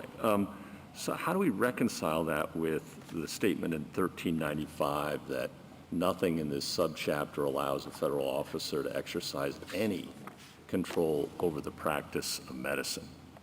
So at the outset, I think if Congress itself is doing it, then that provision is inapplicable by its own terms. That's looking at Don't think it informs our view and understanding of the statute in any way? Well, I think in the event of some kind of direct conflict, looking at EMTALA in particular, it's the later in time enacted statute, and it's clearly more specific, so it would control. But this court itself has rejected the idea that there would be that kind of conflict, and I'm thinking of the CMS vaccine case, where the litigants relied on this exact same provision of the Medicare Act, Section 1395, and this court said, no, that can't bear the weight that those litigants would place on it, or it would call into question all of the conditions of participation in Medicare. Do you agree that our clear statement rule with respect to spending clause legislation, our clear statement rule with respect to federalism are in play here? I think that here Congress has spoken clearly with respect to what providers are supposed to do. That's not the question. Do you think those presumptions apply? Forget about whether you can satisfy them. The requirement of clear notice under spending clause legislation, yes, I think that does apply, and providers have always understood their obligations under EMTALA. General, let me ask you to respond to a couple of things Petitioner's counsel said and just give you the opportunity to respond.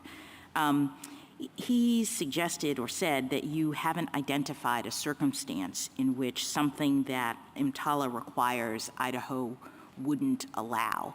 And I didn't get a chance to ask him, but I took him to sort of mean that the way that Idaho's statute operates, it basically allows for a doctor to say, well, in my view, this health-threatening circumstance could eventually lead to death, and so I'm going to do it. So to the extent that doctors are still able to do that, I guess he's saying there's no preemption. But is it true that there really isn't in operation a difference between the EMTALA and what Idaho has required here?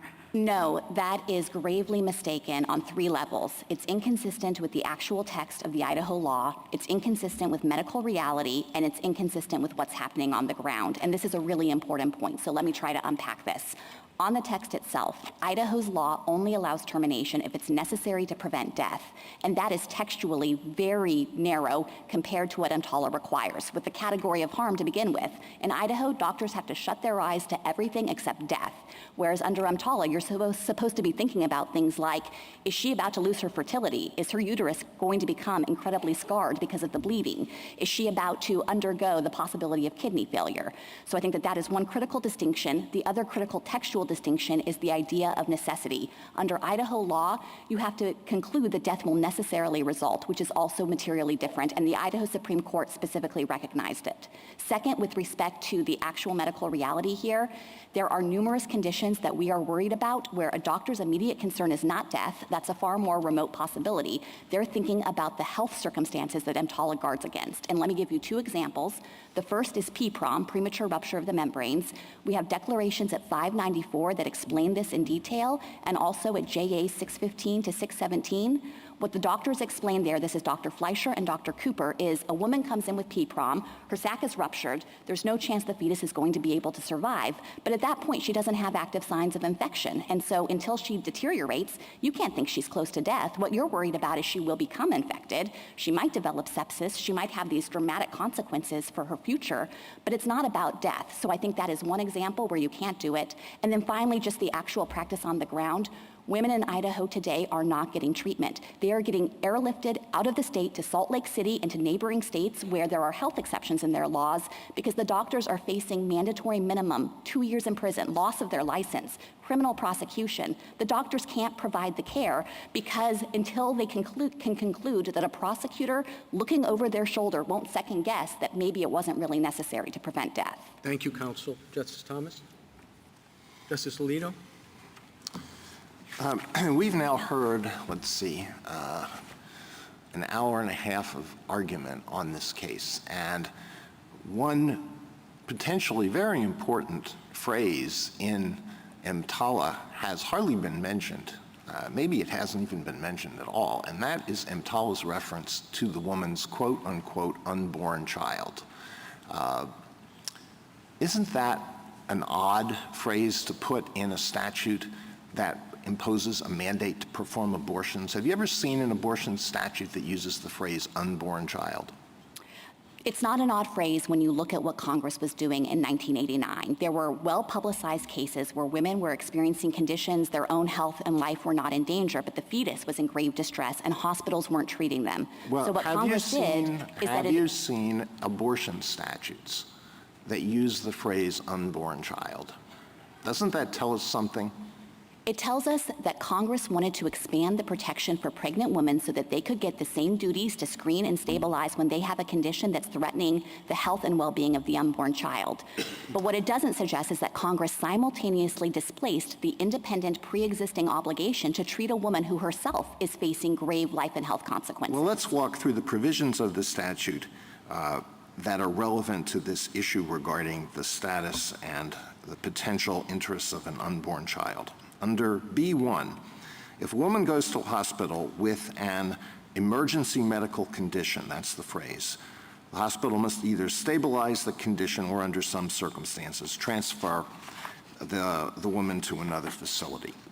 So we have this phrase emergency medical condition in that provision, and then under E1, the term emergency medical condition is defined to include a condition that places the health of the woman's unborn child in serious jeopardy. So in that situation, the hospital must stabilize the threat to the unborn child. And it seems that the plain meaning is that the hospital must try to eliminate any immediate threat to the child. But performing an abortion is antithetical to that duty. But in a circumstance, you go so far as to say that the statute is clear in your favor. I don't know how you can say that in light of those provisions that I've just read to you. the statute did nothing to displace the woman herself as an individual with an emergency medical condition when her life is in danger, when her health is in danger. That stabilization obligation equally runs to her and makes clear that the hospital has to give her necessary stabilizing treatment. And in many of the cases you're thinking about, there is no possible way to stabilize the unborn child because the fetus is sufficiently before viability that it's inevitable that the pregnancy is going to be lost. But Idaho would deny women treatment in that circumstance, even though it's senseless. Doesn't what I've read to you show that the statute imposes on the hospital a duty to the woman, certainly, and also a duty to the child? And it doesn't tell the hospital how it is to adjudicate conflicts between those interests, and it leaves that to state law. Now, most of your argument today has been dedicated to the proposition that the Idaho law is a bad law, and that may well be the case. But what you're asking us to do is to construe this statute that was enacted back during the Reagan administration and signed by President Reagan to mean that there's an obligation under certain circumstances to perform an abortion, even if doing that is a violation of state law. If Congress had wanted to displace protections for pregnant women who are in danger of losing their own lives or their health, then it could have redefined the statute so that the fetus itself is an individual with an emergency medical condition. But that's not how Congress structured this. Instead, it put the protection in to expand protection for the pregnant woman. The duties still run to her, and in a situation where her own life and health is gravely endangered, then in that situation, EMTALA is clear. It says the hospital has to offer her stabilizing treatment, and she doesn't have to accept it. These are tragic circumstances, and many women want to do whatever they can to save that pregnancy, but the statute protects her and gives her that choice. The only way you try to get out of the statutory interpretation that I just posited is by focusing on the term individual. And you say, in the Dictionary Act, individual is defined to exclude an unborn child or a fetus. That's the only way you can try to get out of what I've just outlined. And isn't it true that under the Dictionary Act definitions apply only if they are not inconsistent with the statutory text? And when you have a text that certainly you wouldn't dispute the fact that the hospital has a duty to the unborn child where the woman wants to have the pregnancy go to term, it indisputably protects the interests of the unborn child. So it's inconsistent with the definition in the Dictionary Act. No, not at all. The duty runs to the individual with the emergency medical condition. The statute makes clear that's the pregnant woman. And of course, Congress wanted to be able to protect her in situations where she's suffering some kind of emergency and her own health isn't at risk, but the fetus might die. That includes common things like a prolapse of the umbilical cord into the cervix, where the fetus is in grave distress, but the woman is not at all affected. Hospitals otherwise wouldn't have an obligation to treat her, and Congress wanted to fix that. But to suggest that in doing so, Congress suggested that the woman herself isn't an individual, that she doesn't deserve stabilization, I think that is an erroneous reading of this statute. Nobody's suggesting that a woman is not an individual when she doesn't deserve stabilization. Well, I think the premise of the question would be that the state of Idaho can declare that she cannot get the stabilizing treatment even if she's about to die. That is their theory of this case and this statute, and it's wrong. Justice Sotomayor? General, this lack of conflict which your opposing colleague says doesn't exist. You mentioned a situation where it does. Why don't you succinctly state what they admit there's daylight? Tell us exactly how you define where the daylight exists. The daylight, as I see it, exists on two dimensions. They think that doctors can only provide stabilizing care when the woman is facing death. And we think, no, you can take into account things like kidney failure, the risk of a seizure, and lifelong neurological impacts based on that. Well, they said the recent decision of the Oregon court says you don't need death to be imminent or immediate, I think is the word they used, if I'm not. So what the Idaho Supreme Court said in that decision is that there's no particular level of imminency and no certain % chance requirement, but what the court couldn't do is turn away from the language requiring the type of harm to exclusively be death, and also the inherent concept of necessity requiring some degree of imminence. It's true that it's a subjective standard under Idaho law, and the court made that clear, but what the Idaho Supreme Court also said is prosecutors are free to come in and have other medical experts second-guess doctors' decisions by saying, maybe you didn't subjectively think she really needed it as necessary to prevent death because, look, her sac had ruptured, but she wasn't yet infected. And that's exactly the kind of situation that leads to women being driven out of state, dumped on neighboring states by Idaho, and criminalizing the care, the essential care that they need. Thank you. Justice Kagan? Yeah, if you could just talk a little bit about that, because as I understood it, for example, I read recently that the hospital that has the greatest emergency room services in Idaho has just in the few months that this has been in place, had to airlift 6 pregnant women to neighboring states, whereas in the prior year, they did 1, the entire year. So if Mr. Turner is right about what the state is trying to convey to hospitals about when they'll be prosecuted, like, why is this happening? I think that the reason this is happening is because those doctors can look at the text of the statute itself. They can look at the Idaho Supreme Court's decision, which made clear, very clear, that this was a departure from prior Idaho laws that tracked EMTALA, and they can recognize that their livelihood is on the line, their medical license, their ability to practice medicine, their freedom if they have to go to jail and serve one of these minimum 2-year sentences of imprisonment, and they simply cannot provide the care even consistent with their subjective medical judgment, because as a matter of medical reality, for many of these conditions, it's not yet putting a woman at the brink of death or necessary to prevent her death, yet they know that the standard of care is to provide her with termination, because she is just going to get worse and worse and worse if they wait it out. And the other important point about this, and I think it goes back to this dual stabilization idea, is that tragically, in many of these cases, the pregnancy is lost. There's not going to be any way to save that fetus, because a woman who has PPROM at 17 weeks, there is no medical way to sustain the pregnancy to give the fetus a chance. So in that situation, what Idaho is doing is waiting for women to wait and deteriorate and suffer the lifelong health consequences with no possible upside for the fetus. It just stacks tragedy upon tragedy. And it can't be the appropriate, it's become transfer is the appropriate standard of care in Idaho, but it can't be the right standard of care to force somebody onto a helicopter. And it's entirely inconsistent with what Congress was trying to do in the statute. You know, one of the primary motivators here was to prevent patient dumping. The idea was we don't want people to have to go somewhere else to get their care. You go to the first emergency room in your state and they have to treat you and stabilize you. But this effectively allows states to take any particular treatment they don't want their hospitals to provide and dump those patients out of state. And you can imagine what would happen if every state started to take this approach.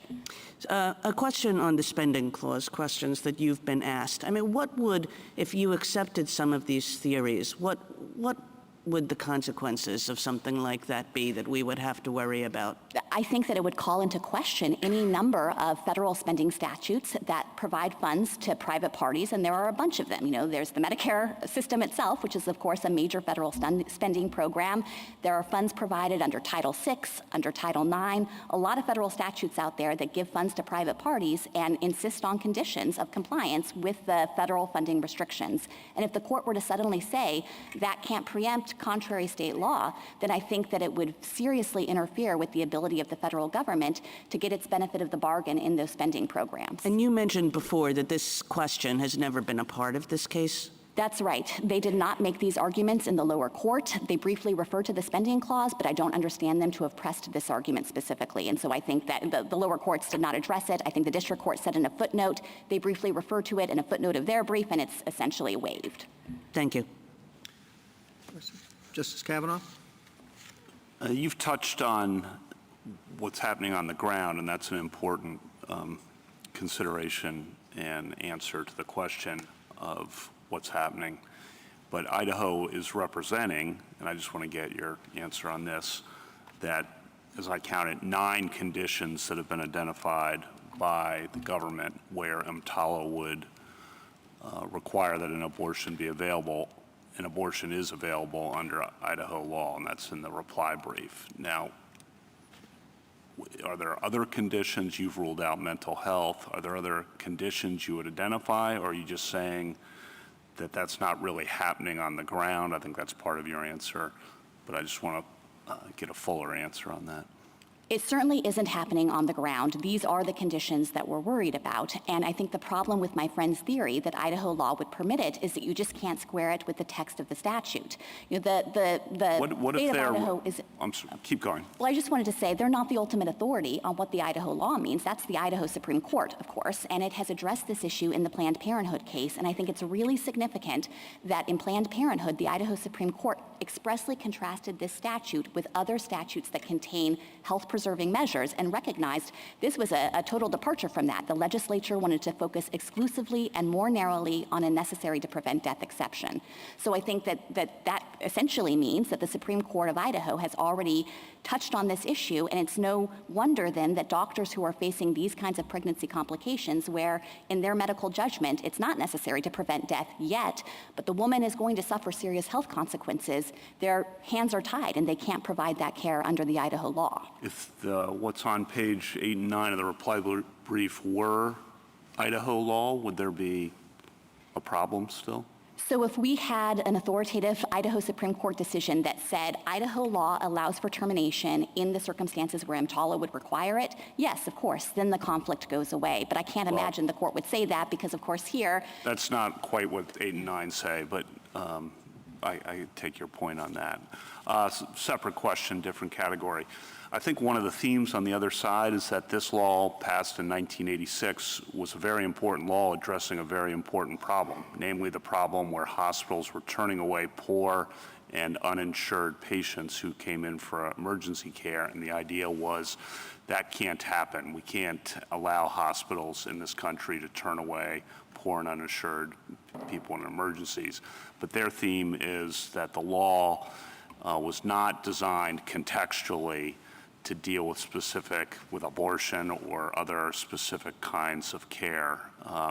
And so they make a textual argument, but I think they also make a broader contextual argument about the whole idea of what was going on in 1986. I want to make sure I don't think that's really come up too much. We'll make sure you respond to that. I appreciate having the chance to address that. So at the outset, I don't think they can square that theory with the text of the statute, which says in no uncertain terms, here is the fundamental guarantee. If you have an emergency medical condition and you go to an ER in this country, they have to stabilize you. They have to give you such treatment as may be necessary within reasonable medical probability to ensure that you don't deteriorate. And yes, Congress did not provide a reticulated list of all possible emergency medical conditions and all possible treatments, but it was very clear that Congress set a baseline national standard of care to ensure that no matter where you live in this country, you can't be declined service and the urgent needs of your medical condition addressed. And, it would be no different if the state had come out and decided to ban epinephrine. That's the singular way to treat anaphylaxis, a severe allergic reaction.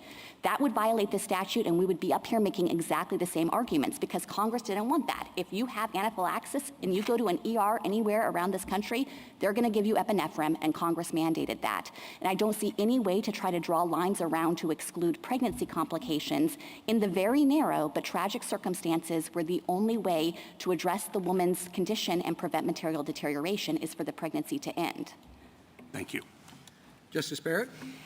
So, General, I understand the primary difference between EMTALA and the Idaho statute to be this health, that Idaho focuses on the risk of life, but the federal government says that EMTALA says that the health is, am I right? It's health and life. That's the principal difference, but I think that's also the difference between necessary to prevent death versus the health concerns would be reasonably expected to occur. So I think that is a standard that builds in a little more space for doctors to take action. Got it. Is the federal government aware of any state other than Idaho that has a law that does not take health into account? There are 6 other states that have severe abortion restrictions without a health exception. So I think that those are the primary category of states we're concerned about here. Thank you. I should make clear that there are some pending judicial challenges in those states, and so their laws are not always enforceable or in effect right now. Besides Texas, has the federal government brought suits similar to the one brought in Idaho and Texas and any of these other states? To be clear, Texas was not our affirmative Right. litigation. They sued us, but we have not brought affirmative litigation in other states. And I think this case has been on a course, and Idaho's law was particularly severe because at the point at which we sued, it seemed to cover ectopic pregnancy, and the state conceded that. Now, they have modified the law to exclude that, but it was one of the most pressing concerns because of that. Thank you. Justice Jackson? General, petitioner relies pretty heavily on clear statement rule principles, and I wonder whether you might comment on my thought that those principles actually cut against them in this case. As you said, Congress set a baseline national standard of care. It has said in no uncertain terms that the hospital must provide stabilizing care to people experiencing emergency medical conditions. There was no, as you've said, particular conditions or particular treatments talked about, carved out, et cetera. So if a clear statement is required, wouldn't it be the requirement of exempting abortion? I mean, Justice Alito has talked about some of the references to unborn child, but none of them read like an exemption that I would think our clear statement rule would require in a circumstance in which the baseline is this clear national standard of care. Yes, I agree. I think that Congress clearly was requiring stabilization and made that an unqualified mandate. It wasn't exempting particular conditions or particular type of treatments. And, this court has said that there's no canon of donut holes. That was in Bostock, that when you have a provision like that, the fact that you don't have a specific enumeration of one of its applications doesn't mean that you should read in some kind of implicit exception. So if we're looking for something clear, we would need to see, I would think, the clear statement that Congress meant for you not to have to provide an abortion pursuant to the mandate of providing stabilizing care. Yes, and I think it's important to recognize that every relevant actor has understood the statute this way from the beginning. They understood Congress's clear mandate here. This has been the agency's position all along. We are not adopting a new position. That's reflected in our enforcement activity and in HHS's guidance and rulemakings in this area. Providers have understood it, even those hospitals that don't provide elective abortions. They have always provided life-sustaining and health-sustaining pregnancy termination consistent with EMTALA. Congress itself recognized it in the Affordable Care Act, and I don't think there's any reasonable argument to be made that people misunderstood what Congress was doing in the statute. Thank you. Thank you, counsel. Rebuttal, Mr. Turner?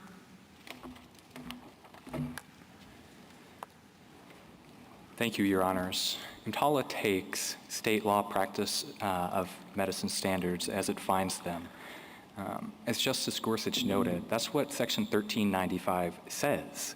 And in fact, in the vaccine mandate case that was referenced, that's what the Solicitor General's office told this court when it said that 1395 does not require, does not allow federal officials to dictate particular treatments for particular cases. That's exactly what they are trying to do here with EMTALA. It's also confirmed by subdivision F. That codifies a presumption against preemption. And so to Justice Jackson's colloquy at the end, that is the point. You do presume that state law continues to operate alongside EMTALA. You don't presume the opposite. It's supported by the CMS Operations Manual, which is HHS's Rosetta Stone of EMTALA enforcement. It tells doctors, it tells CMS enforcement agents on the ground that you consider what is available by referencing what is within the scope of that doctor's license. That is exactly what we are saying. It is also specifically directed in 42 CFR 489.11, which requires hospitals to assure that their medical staff comply with state law. That's a federal regulation that directs hospitals to require their hospital staff to comply with state law. It's also confirmed by the 115,000 enforcement instances that totally lack any theory that would support, any case history that would support the administration's reading. She says that this has always been understood to be the case. Well, you'd think that we would find in those 115,000 instances a single example where state law was overridden by EMTALA, and there isn't one. And finally, the text. The text qualifies EMTALA's stabilization requirement by the staff that is available. We know nurses can't perform open heart surgery, and we know janitors can't draw blood. It's not just a plain mandate devoid of reference to state law. And we know the word available, even in a common usage, incorporates state law. For example, you heard just the other day that when considering whether a bed is available for homeless people, it has both a physical sense and a legal sense. And whether cigarettes or alcohol are available to people in Idaho, there is both a physical question and a legal question. Opioids are available in hospitals. They are on the shelf. They are physically there. But there is a legal question that comes into play too. It is the same with abortions. In response to the Chief Justice's question on conscience, General Prelogar said that both hospitals and doctors are exempt from EMTALA's supposed abortion mandate. We're relieved to hear that. But I think that it highlights the utter inconsistency of the administration's reading. So if EMTALA's stabilization requirement is general enough not to override extra textual protections like conscience protections, then it cannot be so specific and include a requirement that is in direct conflict with state law. Those two don't jibe. This court does not lightly find a direct conflict. Congress must speak clearly. It has not done so here. The administration's position ultimately is untethered from any limiting principle. I think we heard that. There's just no way to limit this to abortion. And there's no way to limit it to Idaho. There are 22 states with abortion laws on the books. This isn't going to end with Idaho. It's not going to end with the 6 states that General Prelogar mentioned, because all of the states that have abortion regulations define the health and the emergency exception narrower than EMTALA does. And so this question is going to come up in state after state after state. It's also not limited to physical health. I know General Prelogar says that there's no circumstance in which a mental health condition would require stabilization with an abortion. But now she's just fighting with the American Psychiatric Association, the very standards that she's setting up to say controls the EMTALA inquiry. That's not consistent. And it isn't limited to EMTALA. Justice Thomas, Alito, Justice Gorsuch, you all pointed out the major spending clause implications that are at play here. And I disagree that we didn't brief this. It's on pages 20 to 21 of our opening brief. We recognize that this is hugely concerning if the federal government can pay private actors to violate state laws, and not just any state laws, state criminal laws. The implications of that are vast. It leaves the federal government unbound by enumerated powers. And I think General Prelogger admitted that. The court doesn't have to answer that question on our reading. It does on theirs. Thank you, counsel. The case is submitted. The Honorable Court is now adjourned until tomorrow at 10 o'clock.